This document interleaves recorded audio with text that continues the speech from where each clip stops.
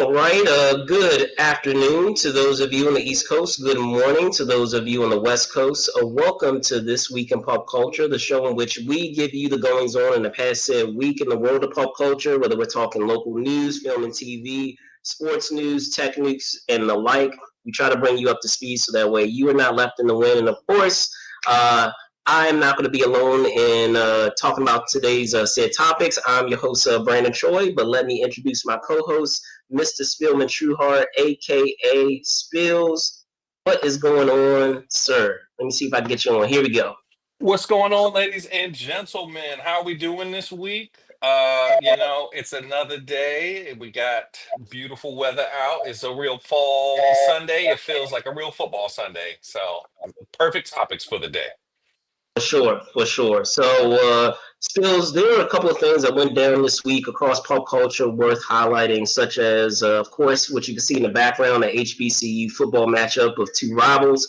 However, before we get into that recap, we do, unfortunately, have news of a Hollywood icons passing, as well as a confirmation of a third season to a little well-known MCU series. So, without further ado, shall we dive in? Let's get it. All right, excellent, excellent. So, with that, we're going to get into the first story that we had, and as I said, it's going to start off on a somber note, as we did have a passing that happened this past week on Tuesday, in fact. With none other than Robert Redford. Passed on Tuesday. This was per Cindy Berger, the chief executive of the publicity firm Rogers and Cohen PMK. It was confirmed that Mr. Redford had passed away, surrounded by those he loved at the age of 89. The actor turned director who made a name for himself initially thanks to roles in films such as Butch Cassidy and a Sundance Kid, The Way We Were, The Sting, 3 Days of the Condor, and All the President's Men. Later, go on with his Oscar win for his directorial effort in No Original People, but would also found the Sundance Film Festival, one of the premier festivals for independent films. So, Spillman, your thoughts on Mr. Redford's passing? I think Robert Redford was one of the giants of cinema. One of my mom's favorite actors. She always tells a great story of in the '70s when she met him in downtown DC in the district building. So I think one of the greats. He's done so much good work. Obviously Butch Cassidy and the Sundance Kid, one of the greatest westerns ever made, one of the greatest films ever made. So for me, it's sad to see him go. Just a giant of the industry. I will admit, when I saw the news, I was like, but didn't he already pass away? So I apologize for that. I did have those feelings, but Robert Redford was just such a giant of cinema. So it's just sad to see him pass away. For sure, for sure. And I mean, I know there has been a whole generation of folks that perhaps only know him, in this past these past few decades because of the MCU with Captain America and the Winter Soldier, of course, which is thought of as one of the premier films in that overall landscape of films, but. For me, like I had seen him in Butch Cassidy. I've seen him in People Sleep on the Film Sneakers. Like that was a film that I grew up watching as well. That made me familiar with Mr. Redford. So and then of course, like I said, I would be remiss not to bring up the Sundance Film Festival and the impact that has had in the film industry in terms of. Artists that have come through there that have been discovered for their work, whether in being in front of the camera or behind it. Incredible legacy that that he leaves behind in terms of what he's done for within the industry, whether it's in front of it or behind it. In terms of his versatility as an artist. So again, condolences to family and friends of Mr. Redford. But yes, as I said, on Tuesday, passed away at the age of 89. So for you guys out there, you can let us know in the comments, what is your favorite Robert Redford work that he has, whether it's as a director, as a filmmaker, or as an actor. You can let us know in the comments. I'm sure we'll probably get trends of certain films, but I'll be curious to see if there's some other ones that are unexpected ones that we'll see in there. But with that, we're going to switch gears to our next story. And again, condolences again to the family and friends of Mr. Redford. But switching gears over into the world of streaming. As I mentioned before, we did have some news of a little, a little known show in the MCU that had its third season announced, and this is actually in front of or just before the drop of its second season, and of course that is none other than the show Daredevil, Born Again, and talking about that said news. This was by way of IGN, and shout out to IGN. They were able to get an interview with Michael Windenbaum, head of streaming, television, and animation at Marvel Studios, who himself, in the interview, confirmed that season 3 of The Street Level Hero had been greenlit and would commence shooting next year. Of course, with the said first season that we had, and kind of the troubled production, or the very, I guess trouble would be too strong a word, but maybe it is adequate in the sense, in terms of talking about how they, initially, from what I understand, based on reports, they had had a season, or had episodes in the books, and then they went back to the drawing board, scrapped everything, and then came back, with a new set of episodes. They went back to the drawing board and reshot a lot of things. Spillman, I'd love to know your thoughts. What do you think of us already knowing that we're going to get season 3 even before the drop of season 2?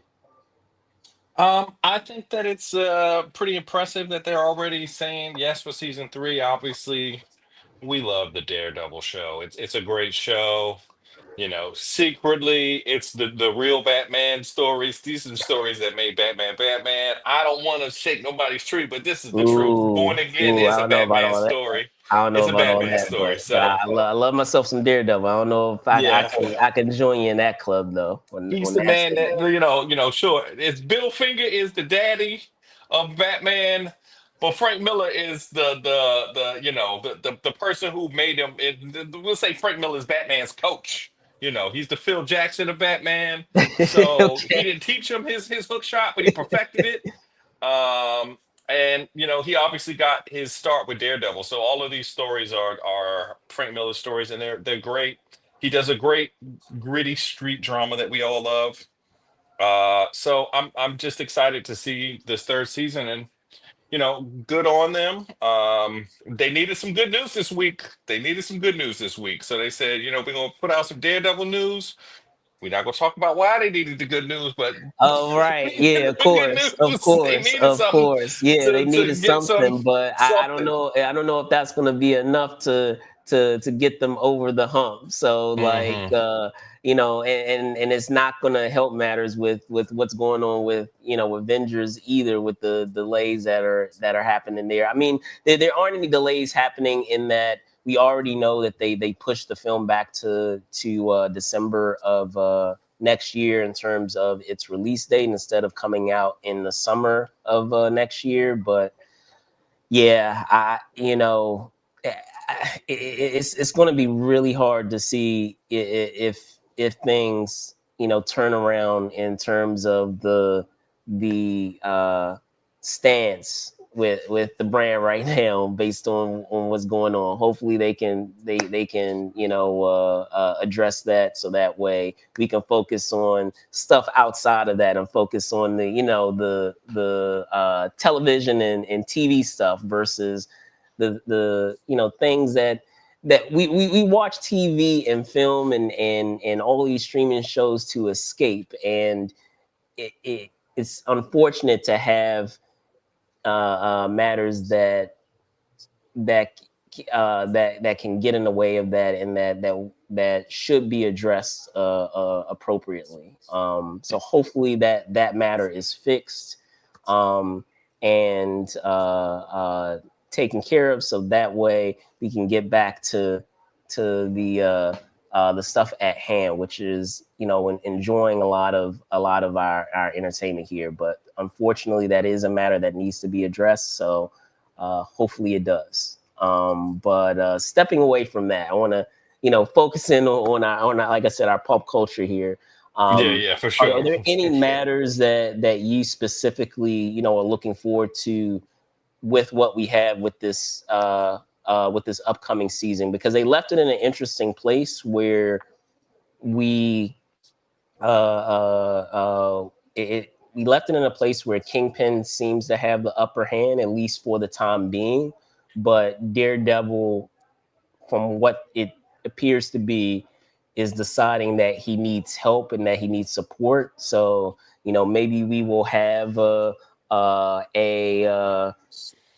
reunion of our defenders that we had in the original run on the Netflix show, where Hmm. they're able to provide a helping hand, because we know that, well, I want to say it's been confirmed at this point that Jessica Jones will be making an appearance this upcoming season, and perhaps we'll see some other familiar faces from that team in this upcoming season as well, which will be cool because it will canonize them officially, in the MCU, instead of it kind of sort of being, in the MCU, like they're like the forgotten stepchild of the universe, even though people still watch those shows and adore those shows. So it'll be great now that we have Daredevil officially in the MCU to have those characters join it too. So but any thoughts on that? Any things that you're looking forward to seeing? I'm interested to see what they do. Will Luke Cage still be a cheese ball in this new MCU? Because he was a cheese ball in the Netflix CU, and he's also a cheese ball in the comic books. I feel like if they could bring him back to being a cheese ball and saying "Sweet Christmas" and other kinds of things that's really wildly corny, I will love that. I want to see him dab again. I wish that they continue him to do the dab throughout his movie appearances and stuff to make him seem like slightly like, all right, we're doing too much with this guy. But I like what they've done with him. I'd like to see the rest of the defenders. That'll be interesting. But, I think that this is also Marvel's answer to the Penguins' critical acclaim. Much to everyone's surprise, how good that Penguin show is. Mine, especially. I didn't think that they were going to win any end of the year awards for that program, and they really did well. And I think that this is Marvel saying we can't just rest on our laurels with movies because we kick butt in movies. We need to also get critical acclaim on TV shows and challenge with the HBOs of the world. And HBO definitely knows how to make series that get critical acclaim. So I think that they're trying to do what they can to make sure that they keep up. So that's pretty interesting. For sure, and I think to your point is that we already know what Marvel's been able to do cinematically, and I feel like they've I don't want to say they've exhausted what they've done in the films. There's still more that they can do, and obviously now that they have access to the X-Men and the Fantastic Four and a lot of those other 20th century characters, they can expand further. But at that same time, there's and I've talked about this topic with a lot of other people. There are but so many times that end of the world is the matter or the problem that you're dealing with. It starts to become exhausting if you keep having, oh, it's the end of the world. Oh, it's the end of the world if they don't solve this problem. Oh, it's the end of the world if they don't defeat this villain. Sometimes it's fine just to have a smaller story, a more self-contained story that doesn't have like world changing effects. It could just happen to a city. It could just happen to a town. It could just happen to a neighborhood, and that's enough. So by having Daredevil kind of as their linchpin, almost as their foundation, it allows them to kind of branch out that street level, those street level group of heroes that they have in their universe. Mm-hmm. But what about you guys out there? What do you guys think of season 3? I'm sure a lot of you guys are excited that they've already confirmed season 3 without even prior to having the season 2 drop. You can let us know in the comments your thoughts on that and things that you guys are looking forward to. So with that, we're going to get into our main topic, which you saw in the background, dealt with the HBCU matchup that we had with the Howard Bisons and the Hampton Pirates. This happened just yesterday. Myself and another gentleman who I will be bringing on just in a moment join me in covering this said game.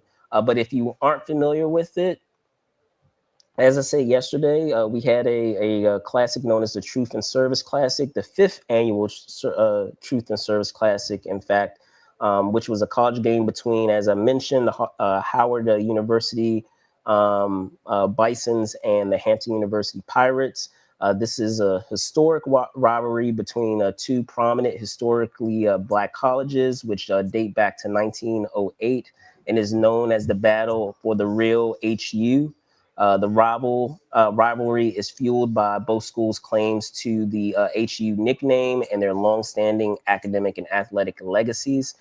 As it stands right now, the overall series is led by Hampton University with a 57, 74, and 1 record, while last year's Truth and Service Classic saw the Pirates defeat the Howard Bisons 27 to 20. This year's game saw the Bisons absolutely rout the Pirates with a convincing 34-7 win.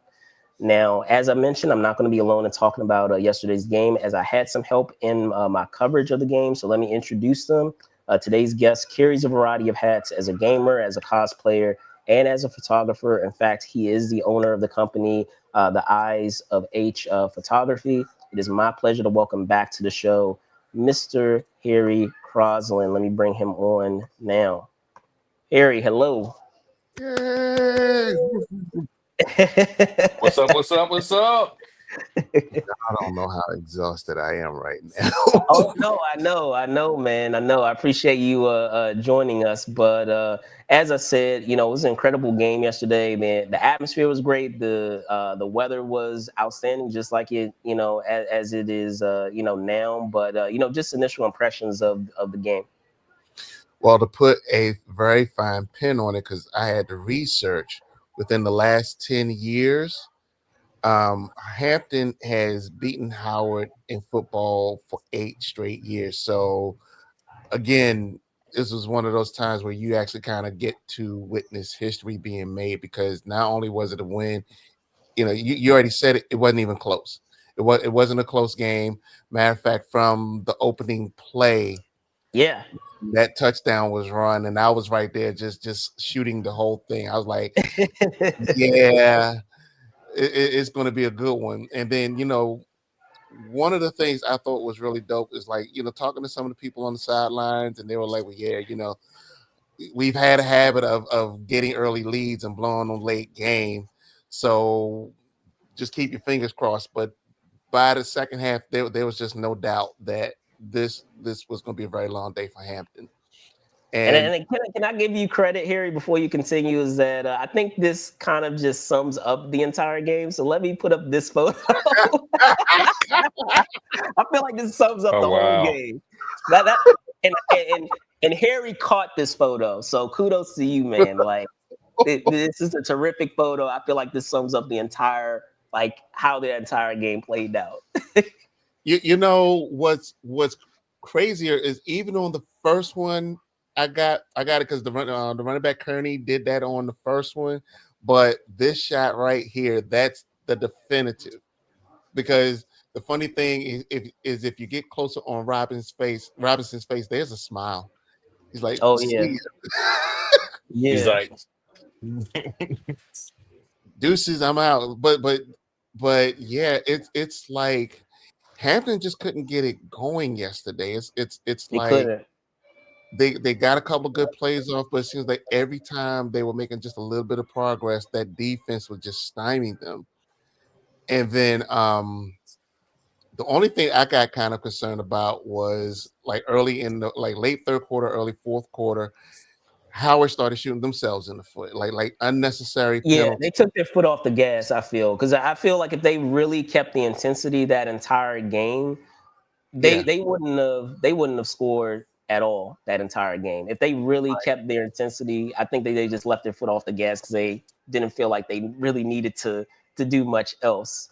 So well, a large part of that too was by the second half they were putting a lot of their B and C string players in too, so that's kind of part of it.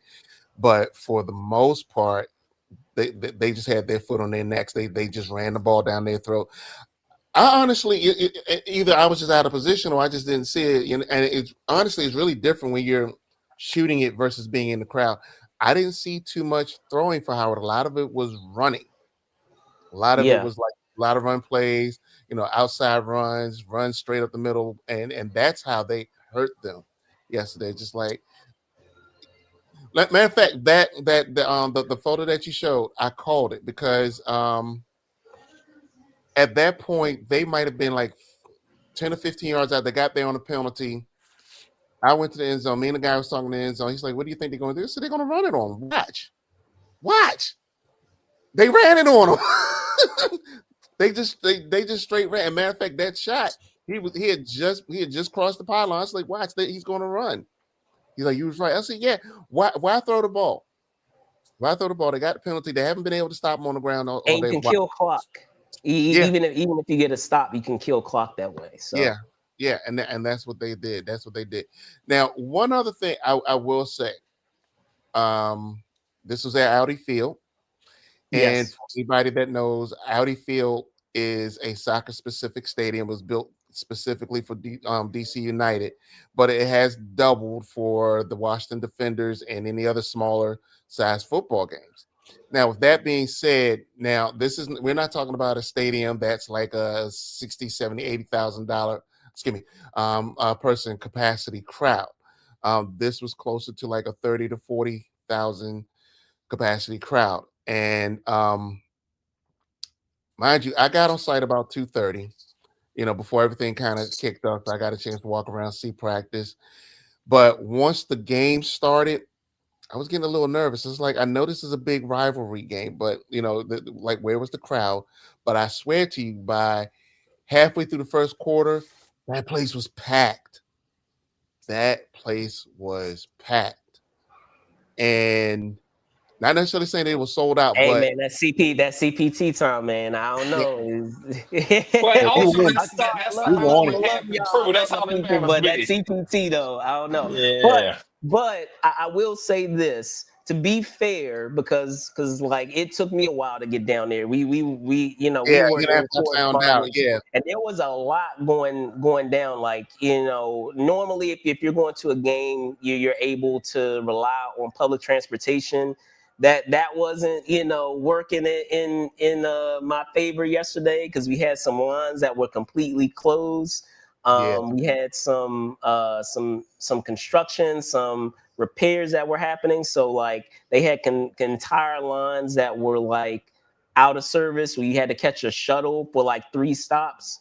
yeah. So that added like 30-40 minutes to a commute. And then And add to that, like, I had to actually rely on a shared service, Uber, and in doing that, like that still wasn't even as reliable because once you get within maybe the first couple of blocks surrounding that stadium, it's nearly impossible to actually get dropped off there. Like I had to Right. actually get out the car and walk like 10 or 15 minutes for 5 blocks or so just to get to Audi Stadium. So I wasn't even able to actually get dropped off there. That's why And you I gotta mean, get them scooty bikes, man. You gotta see, do the scooter on No, there. I just need to get the bike repaired, man. Y'all, the people who Yeah, know me, they know that I cycle everywhere, so I just need to for get sure. it finished I up. feel you, but you know, you gotta have that. I'm gonna leave it right where I left it, and I'm out. So that's I definitely got like I got a really well advantage. car wise. I got lucky yesterday because I was in Baltimore the first part of the day. I had 2 photo shoots that I had to do. Literally, they Yeah, were back to back. and you was the And first one there. To your credit, man.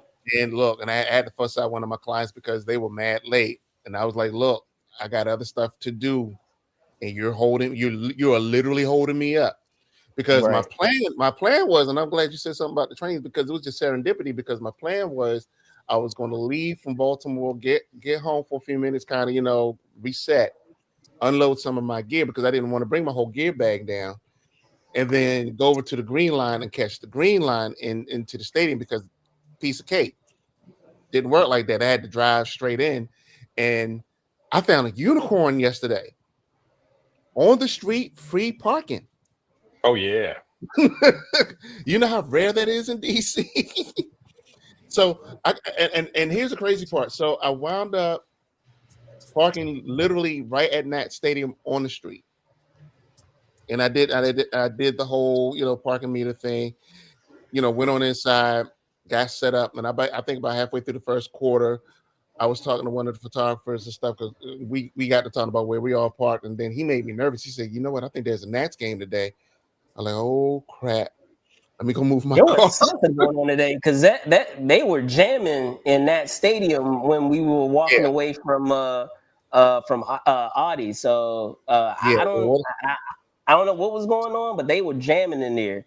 Well, I got lucky because I got halfway to my car. I ran into one of the cross guards. I asked him about the situation. He was saying, "Well, look, police ain't been down here and unless there's a Nats game. They really don't care. You should be fine." I said, "Okay, as long as I come back and I don't have a nice little present from DC on my car, we're good." And I got back to my car about 9 o'clock that night. We were good. Yeah, You know. yeah, for Now, sure, for sure. let me fast forward a little bit, but yeah, I mean, that game was really good. Was really appreciative. The trophy presentation was nice. Those guys looked like they had a lot of relief.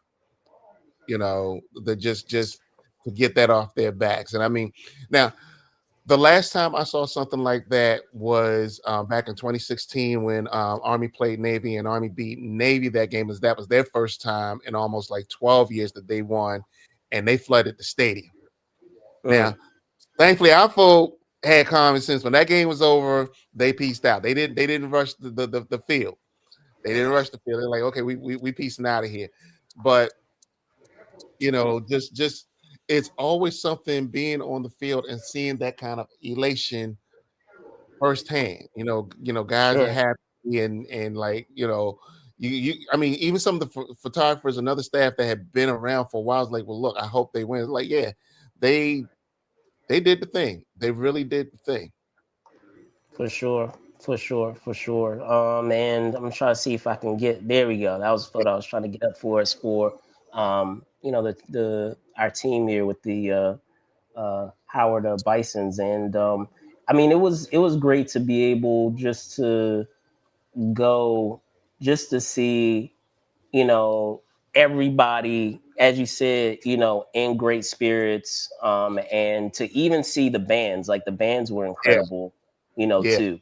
I know I took a couple of clips. I'll try to get those up for you guys. They'll probably come up, format wise as some YouTube shorts, but yeah, they were really incredible. So yeah, definitely plan on making it back for the sixth edition. As I mentioned, this was the fifth annual one. yeah. And Um, as an aside too, we kind of know this already. So I've been I went and bought some season tickets to University of Maryland. I've been okay. going to games and they're fun. Um, Halftime, the band comes out, does its thing. I'm gonna be flat honest with you. It's not. anything really memorable. But this is really just a reminder. There's a huge difference cultural wise how HBCUs treat the band in the halftime show and how PWIs do it. Because, like I said, Maryland will come out there, play a Yeah. few songs. Oh, okay. I'm gonna go find some. I don't know because I really was crazily enough. I really wasn't focused. I don't know what songs Hampton played, but they were jamming. They were on point. And then Yeah. Howard came out. Both of them. Yeah, Howard came out and just went through a whole new edition kind of run through. But you know, if you found yourself just sitting there and you see something wrong because people were jamming. Jamming. They were Jam. jamming, and I missed that so much. One other thing too, if you want to go into it, let's kind of talk about a little bit about what HBCU Go is trying to do with this. It's like they're really starting to showcase HBCU games And in a raising way. the profile of these Right. schools and their athletics. So and I know with HBCU Go, in terms of being able to televise these games, which we need to see more of. That there needs to be more of that. So kudos that there are efforts being made to have more of these games Yeah. brought to the forefront. And you were telling me that this particular matchup, the Truth and Service Classic, as they're calling it, this particular thing has been around for 5 years. Yeah. And see, I feel like they used to do old ones though. I feel like because like back in the day, I went to I one of mean, the yeah, I'm sure they Howard have other, Hampton but games. specifically this That one, was at yeah, it's been RFK. 5 years. I think they've yeah, renamed it, but I remember I met Chris Webber once at one of these games, Oh, so that's okay. pretty cool. yeah, Back in the day. yeah. Because I tell you, anybody that knows anything about how HBCUs get down with football, especially down south, those classics are huge. Those classics are sometimes just as big as homecoming. Homecoming is just elevated, but sometimes those big Grambling games and Jackson State and all that, those are huge. And here in this region, our big games, you got the Hampton Howard game, and then you got Morgan versus Howard, based on proximity. But we know It's about really it, just yeah. yeah. But like they don't really get elevated to that same status like it does down south. So it was good that they took this particular game because of the rivalry, branded with a classic, and then added something to it. You Yeah, know, Hmm. because yeah, that made for a much bigger experience. Because I was even explaining to one of my friends yesterday, it's like something like this. Yeah, it needs to be played in a venue like where it was played because, like I said, that joint was packed. it You Oh know, was. yeah. There's a It lot of was. When it was alumni in all this said and area done, of it both was. universities.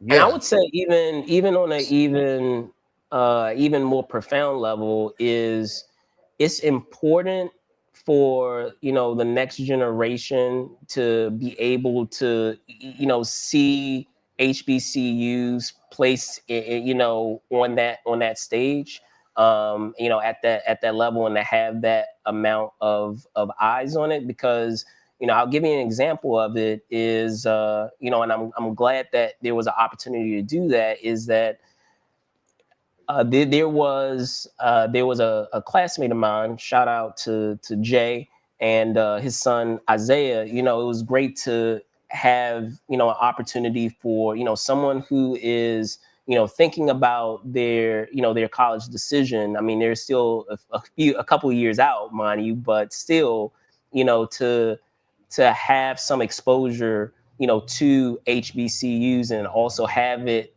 exposure at that skill. So yeah, it was nice to be able to have that and for the exposure to be there with an event like that. So that was yeah. really cool. And I'm glad you brought that up too because that's another thing I saw yesterday. Is like, well, first of all, I ran into two old friends of mine that I worked with. Both of them Howard alum. They're there with their kids. And then as I'm going in the stands, I'm seeing people with their kids and grandkids with future Hampton, future Howard, a little bit of everything. Bigger thing too, I was really pleased with the vendors. Now, Yeah. I'm a Morgan State. I'm a Morgan State alum, but it was really good that almost every vendor I walked by had stuff for either or. If you walked in there and you didn't have any gear on from your school, Hampton or Howard, you'd be hard pressed unless you was just flat broke. You'd be hard pressed to walk out of there without it. And I'll tell you like this, and I'm going to swing it on another bend. That's kind of what I miss sometimes with homecomings at Morgan, because the atmosphere has changed so much. Howard still puts on a show when it comes to homecomings. I went last year; might have been my first time in many moons, but I was like, I'm not ready to go. Whereas I've gone to Morgan over the past couple of years, and it's a shadow of its former self. And it's like when you go, it's like, what's there for me? Sometimes the second and third hand vendors have better gear than going to the school store and stuff like that. And that's kind of a thing. It's like, if you want to convince your kids to go and you want to put them in some gear, you got to have something for everybody, Yeah. And I miss the days where when homecoming came along, it was like a huge celebration for the entire week. And then when Friday and Saturday came along, we just celebrated our entire culture. And I feel like with some schools, depending on where you go to, you don't really get that anymore. Not in its present form now anyway. For sure.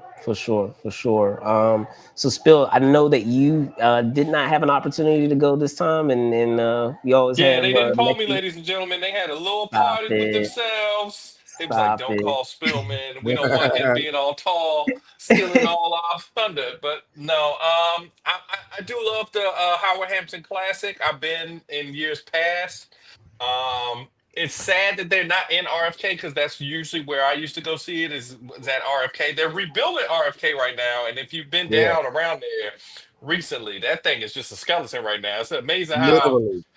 they can snatch stuff out of places real fast. They have definitely like Yeah, when those cannibalized it. resources are there, things manage to Once come they get together somebody pretty that they like, yeah, fast. they was I like, don't hey, we like know. this owner. We can get this done real We fast say because that for it's another day, though. we I can don't talk know. about it another day.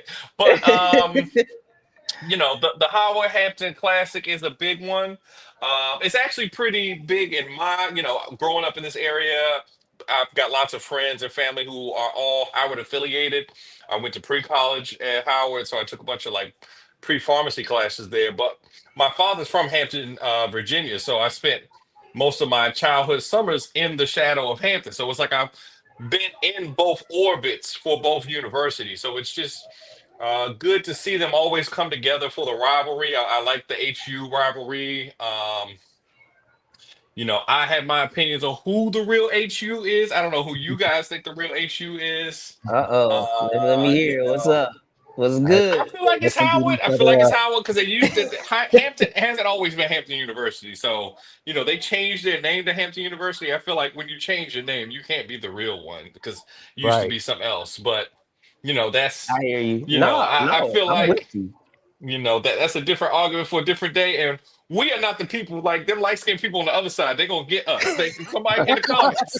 I hear y'all Hampton Bama's coming for us. I know y'all gonna come get us. So that's always great. But I really enjoyed these football games. That remind me of my childhood. I used to go to them all the time. So I'm happy you guys were able to go and enjoy it, and just part of our culture and part of the thing, because college football really isn't that big. Like we said, it's not that big in this area. It's not like the South where, you Or the know, Midwest for that matter. or I the mean, Midwest. Midwest, Yeah, Yeah, definitely. love their they live football. and die by that stuff. Yeah. Love their football. Yeah, So so I just it's a great opportunity. It's one of the big events of the year here in the area, the Howard Hampton Classic, and it's just good to see. So I'm happy you guys were able to enjoy.